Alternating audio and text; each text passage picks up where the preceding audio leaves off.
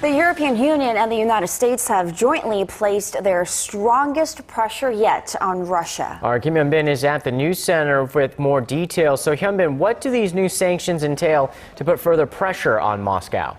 Well, the 28-member European bloc has agreed to implement far-reaching economic sanctions targeting Russia's energy, banking, and defense sectors, even as Moscow continues to deny supporting separatist rebels. Our Song Ji-sun reports. The European Union and the United States on Tuesday announced further sanctions against Russia in the strongest international action yet over Moscow's support for rebels in eastern Ukraine. In Brussels, the 28-member European bloc agreed to restrictions on the trade of equipment for the oil and defense sectors. Russia's state-run banks will also be barred from raising funds in European capital markets. The move marks the strongest confrontation between Moscow and the West since the end of the Cold War. This latest action was triggered by the downing of Malaysia Airlines Flight 17 by what was likely a Russian-supplied missile. Moscow continues to deny the charges.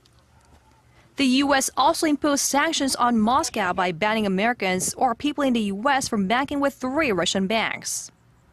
President Obama said if Russia remains on its current path, the costs on Russia will continue to grow, and that the coordinated actions of the U.S. and EU will make the weak Russian economy even weaker.